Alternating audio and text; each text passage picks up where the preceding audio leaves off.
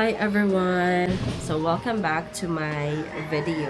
It's Sunday and magpapaligo ko ng mga ating fur babies. Anyway, unahin ko si Bella kasi siya yung pinakamatagal paliguan kasi sobrang kapal ang balahibo niya and gusto ko ako yung mag-blower sa kanya kasi mas tuyo, alam mo yun. Simulan na natin ang matrabahong gawain natin. So guys, bago ko pala sila paliguan, nire-ready ko na lahat ng kailangan. So una dyan syempre yung blower. So, nilalagay ko na yan dito sa may saksakan namin. And naka-ready na din itong mga to, yung mga kailangan nila, like yung powder yan. Pinapowderan ko sila guys kasi less yung smell nila, like for the whole week. Mabango sila kahit hindi pa sila naliligo na isang linggo. Especially si Bella kasi si Bella is choco-liver, pure Shih Tzu. Talagang alam mo na yung bako ng mga Shih Tzu. Meron tayong mga pampabango sa kanila para bongga talaga. And ito, pinakamahalaga para kay Bella kasi meron siyang, I don't know kung ano nangyayari sa kanya, pero lagi siya nagkakaroon ng amoy tulok yung tenga niya. So, kailangan talaga nililinis siya. And yan, ito yung magandang gamot dun guys. Nalaman namin to dun sa unang vet namin sa kanya nung baby pa siya. Ito pinakamabisa, yung Canine Ear Drop. Worth it na to. Kaso pricey nga lang siya, pero sobrang worth it para sa ears ng mga dogs ninyo. And syempre guys, hindi mawala yung mga damit. Nire-ready ko na din yung damit nila. Para after ng ligo is diretso na.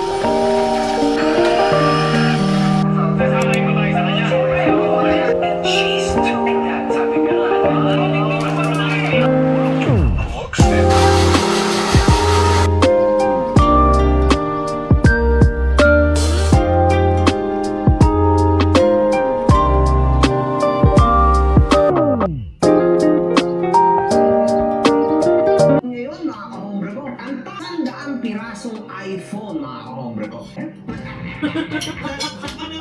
Libreng $20. Para lang dito sa stand na to. And as you can see, malala. So, kasama na rin yung pinromote sila ng sobrang ganda nito. So, walang nagpo-promote siya ng sukal. Mga pamilya na wala sa ganitong giveaway. Kakatiwalaan. Kaya pakiramdam natin manlalaro. Siya na yung sick. Pinapanood namin yung vlog ko kahapon. As you can see, ako yung sick dyan. Ngayon, siya na. Hindi na siya sick, guys. Kasi bumili ng McDo. Magaling na siya. Wala na. Wala na rin McFlurry.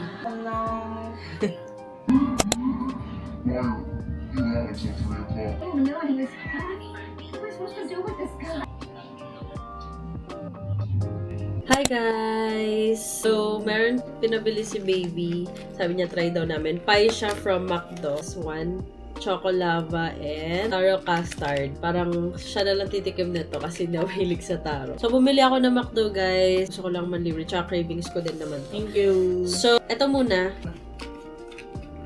Actually, di ako nagsasweets ngayon guys. Ngayon lang ulit. Tikman ko lang.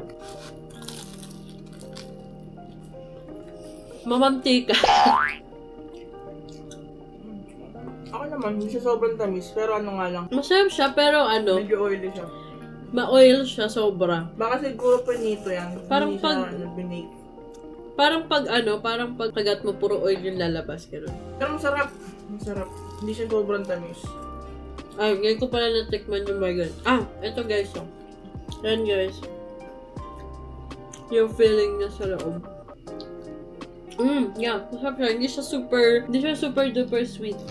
Sakto nga lang. And then, let's try taro custard pie. Sarap. Sabi nila masarap daw to kaysa sa apple pie. Yeah, apple pie. Sa peach mango, mas masarap daw siya. Apple pie. Ay, apple pie. Hindi ko malasahan yung ube. Wala pa kasi. Kem? Nalalasahan ko yung custard kasi sa ube. I'll try. Hindi ako nagtataro guys eh. Try mo yung custard, itong puti. Masarap. Masasarap. Dope. Hindi kasi siya kumakain ng taro. Guys, sorry. Hindi ako kumakain ng taro talaga. Kahit sa drinks, nung nagbe-vape ako, alam ko may taro flavor din. Hindi ako nagganyan. Try mo to. Yung Ano yan? bago ng McDo, Big Mac sauce ng nuggets. I can rate this like 8.5. Sa taro, hindi ko siya manasahan. Mas malasa siyang custard, siguro mga 6 or 7 lang. Sa taro, rate ko siya ng, 5 lang. So guys, try naman namin tong Big Mac sauce bago ng McDo. Ito na try na namin. Sarap ng Cajun. Ano ba to? Cajun. Cajun ba? Yan. Masarap niyan. Sobra. Walang talo dyan. Minsan dalawa pa yung binibili namin. Ito guys. Can I taste? Yeah. Hindi ko maubos po yan. Just once.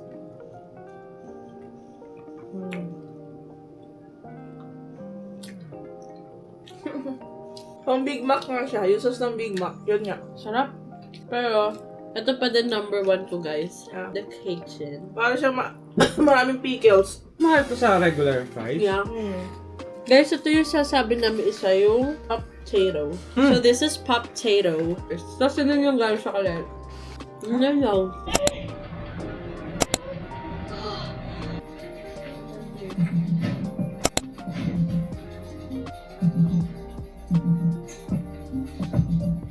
Hi guys! Today, pupunta kami ng hospital kasi magpapa-follow up check-up na si asawa sa kanyang OB. Kaya magpapa-check up. Happy 3 months sa aking pills. Patapos na kasi yung pills niya. Ilan na lang ba tong pills mo?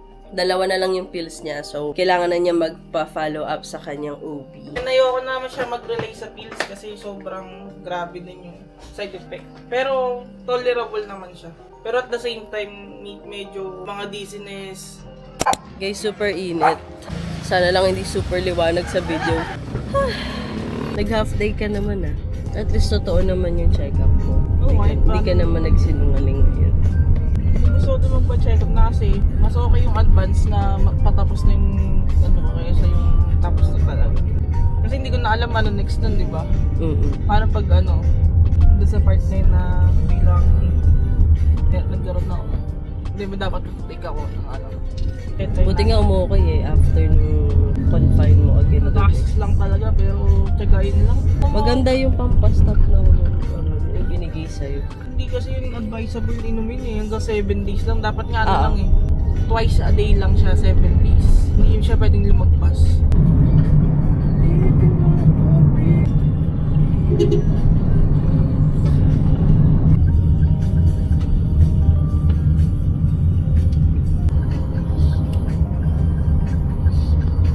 We're here. Yung nakakart ko yun. Here. kami na So guys, dito na kami. Dito kami ng 3rd floor. Pagod agad kami guys. Nasermonan ng OB. Mali pala yung pag-take niya ng pills. Dapat pala explain mo how it works. So, kasi ang totoong pills na tinitake niya guys is Dayan. Kasi may PCOS pa yung right ovary niya. Kasi healthy one. So, ang mangyayari, pag tinake mo yung Dayan sa first month mo, First month mo is niregla ka. First day mo, inumin mo na agad yun. Up to 21 days. Then, dapat pala, after 7 days na pahinga, sa 8 days mo, i-take ulit. Pero ang ginagawa namin is 21 days, tapos pag nagpahinga kami ng 7 days, at nagkaroon kami, tinitake na namin, which is mali. within 7 days niya na-detake yung pills, which is Dapat after 7 days. 7 days talaga. So, ayun, nasermonan siya. Then, I have a new pills, which is... Binago na yung pills niya kasi So, everyday na sumasakit yung ulo niya, tsaka nahihilo siya, and side effect pala yun talaga ng pills. Hindi ako nag-inarte. Pero ngayon, sabi ng OB niya, sumakit pa rin ang ulo niya at nahilo siya. Arte na daw yun. Kasi mababa na yung dosage for estrogen, like something like that. Iba Placebo na. na daw yung last. So tuloy-tuloy na siya ngayon, 28 days, wala siyang pahinga. Dire-diretso talaga. Bili muna tayo tubig. Guys, alam niyo ba, sa sobrang syunga ni asawa uminom ng pills, naging violente na yung OB. Nasaksakin kita. Sabi sa kanya, sasaksakin daw siya. Ay, pero biroan lang yun Expander. Wow! Bakit ang gaganda ng mga nabubok natin? Guys, sobrang init po ngayon. Pero pagdating ng mga hapon, medyo kumukulim. Pero hindi naman siya umuulan. Tignan nyo guys. Sobrang init. O, diba? So guys, dito kami sa Uncle John's. Ikaw? Dito ako gusto. Oh, Coke. Guys, kinancel nung driver yung booking namin. Nagtiis ako ng uhaw kasi sabi niya asawa sa bahay na ako uminom. Tapos One kinancel piece. lang. Pwede Tibig ng lang vanilla. ako kasi ayoko muna ng sweets.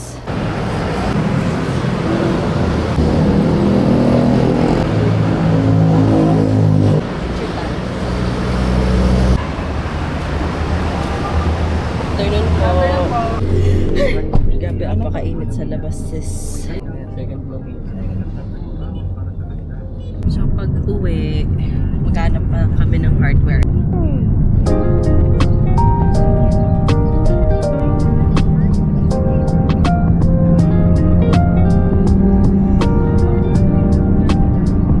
Punta kami ng hardware, guys. Bibili na ako ng bumbilya ng aking vanity mirror. Wow! Doon ka muna sa hardware.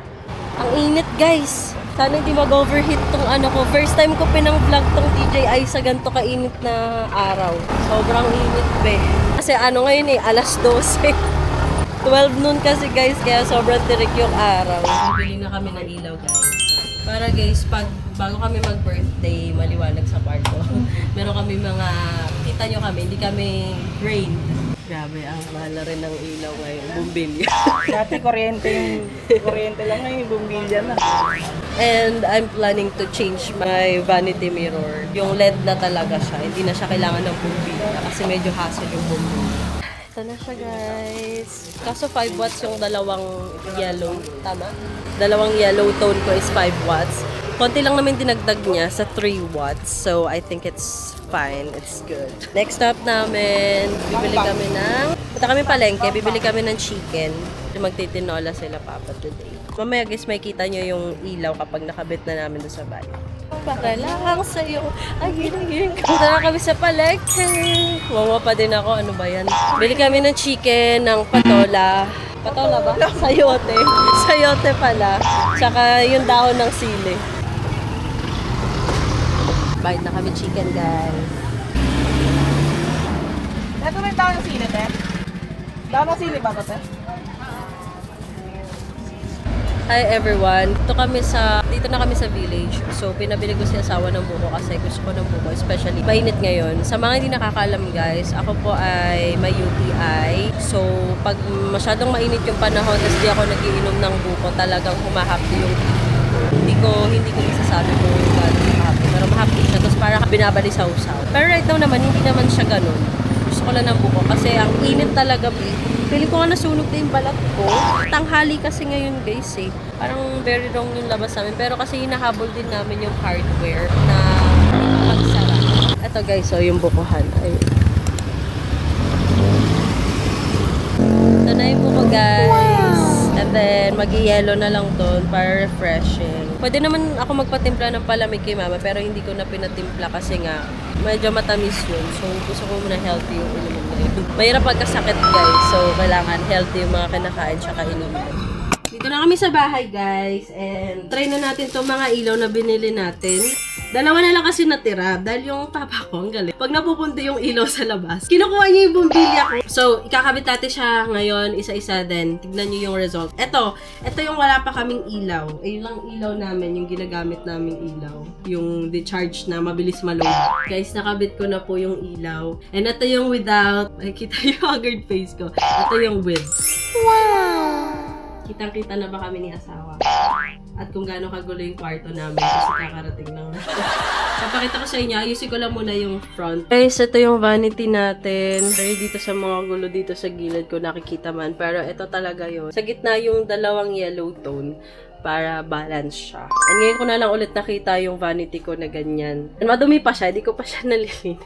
Papalitan ko din to, yung LED lang talaga. Like, hindi na kailangan ng bumili kasi nga hassle kapag kunwari may isang napundi, ganyan. Kailangan bumili talaga agad. Ganun. Then, wait lang kami ng food kasi magluluto pa sila mama. Tapos kakain na kami maya-maya.